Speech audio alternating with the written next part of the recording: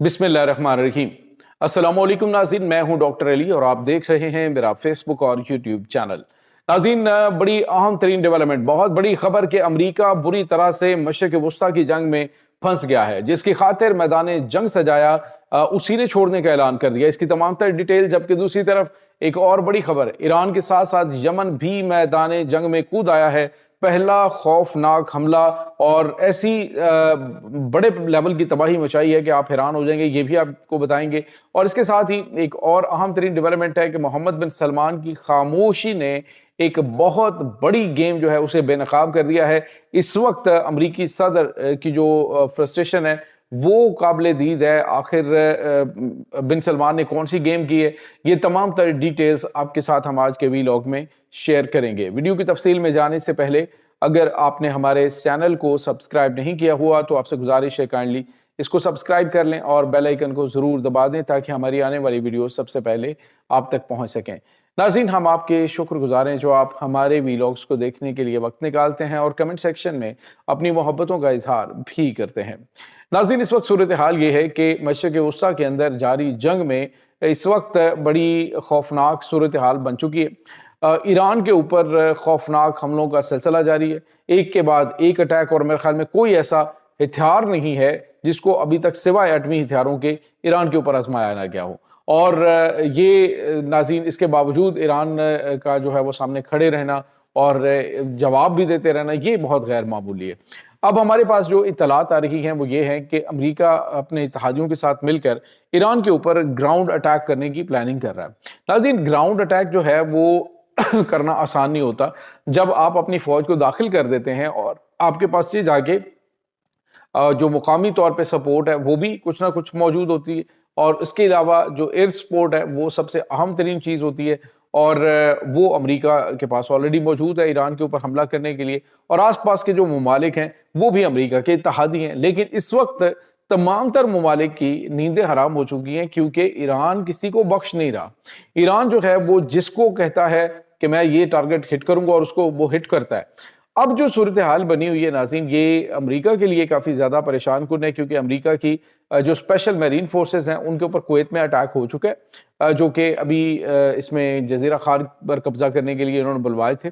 और वहाँ पे जो हालात हैं उनको देखने के बाद अब जो अमरीकी इत्तेहादी हैं उन्होंने अंदाज़ा लगाया है कि हम अगर ईरान के अंदर फ़ौज दाखिल करेंगे तो ईरान में से वो फौज जो है वो जिंदा वापस नहीं आएगी। ये ईरान की जानिब से सिर्फ धमकी नहीं दी जा रही बल्कि पूरी की पूरी ईरानी कौम जो है वो इस फैसले के पीछे खड़ी है। और ईरान खुद जो उनकी खातमुल अंबिया हेडक्वार्टर है उसके जो सरबराह हैं उन्होंने वाज़ेह तौर पे कहा है कि अमरीकी फौजी आए तो हम उनका बेचैनी से इंतजार कर रहे हैं और फिर कोई वापस नहीं, सारे के सारे ताबूतों में वापस आएंगे। तो ये वाज़ेह तौर पे धमकी है।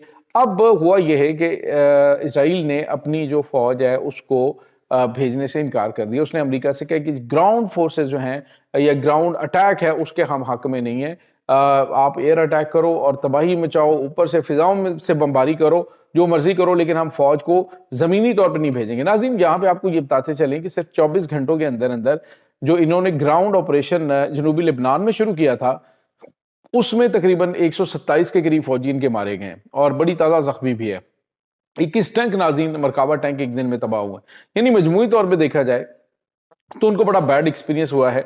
और लेबनान के अंदर जो हिजबुल्लाह है वो इतनी खौफनाक और ख़तरनाक नहीं है जितनी ईरान की जो फोर्सेज है वो मुकम्मल तैयारी के साथ उनका इंतज़ार कर रही हैं। तो इससे आप अंदाज़ा लगा सकते हैं कि दोनों ममालिक के दरमियान जो है वो काफ़ी ज़्यादा इश्यूज बने हुए हैं। अब 2 दिन पहले आपको बताया कि जो इनके वाइस प्रेसिडेंट हैं जेडी वैंस है, उनकी और नेतन्याहू की गुफ्तगू हुई है, तो उसके अंदर भी इन्होंने आपस में काफ़ी तल्ख कलामी की इतलात आ रही हैं।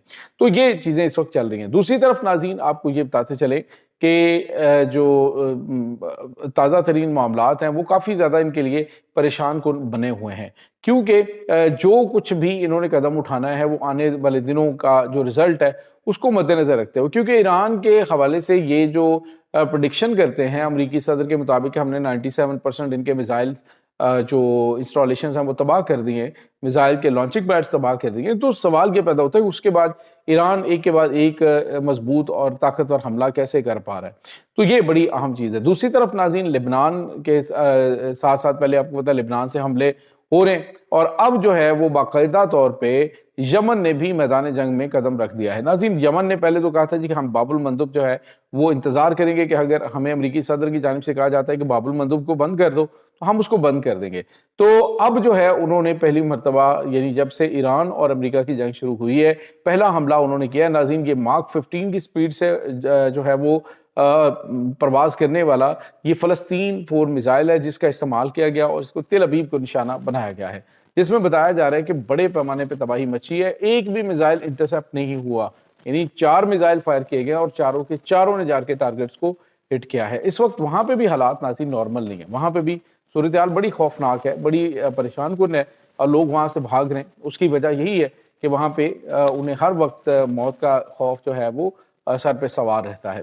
دوسری طرف ناظرین، ایک اور اہم ترین ڈیولپمنٹ ہے، اور وہ اس حوالے سے بڑی غیر معمولی ہے کہ امریکی صدر ڈونلڈ ٹرمپ حتی الوسع کوشش کر رہے ہیں کہ وہ عرب ممالک کو اس جنگ میں کم از کم جو گراؤنڈ آپریشن ہے اس میں ساتھ لے کے آئیں۔ اب ایران جو ہے وہ عرب امارات کو واضح میسج دے چکا ہے، اگر خارج جزیرے کے اوپر قبضہ ہوا تو ایسی خوفناک تباہی ہم عرب امارات کے اندر جو ہے وہ برپا کریں گے کہ جس کے بارے میں ان کی توقع اور سوچ بھی نہیں ہوگی، اتنے خوفناک حملے ہم ان کے اوپر کریں گے۔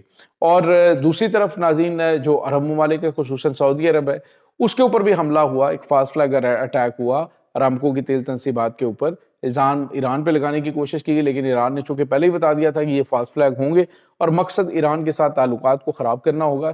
تو ناظرین، اب لگتا یہ ہے کہ جو عرب ممالک ہیں اب مل کر خارج جزیرے میں امریکہ کو پھنسانے کے لیے ایک گیم کر رہے ہیں۔ محمد بن سلمان کی جو خاموشی ہے ایران کے معاملے میں، وہ نہیں ان سے جنگ کرنا چاہ رہے، وہ ان کے ساتھ معاملات جو ہیں وہ بہتر طریقے سے لے کے چلنا چاہ رہے ہیں۔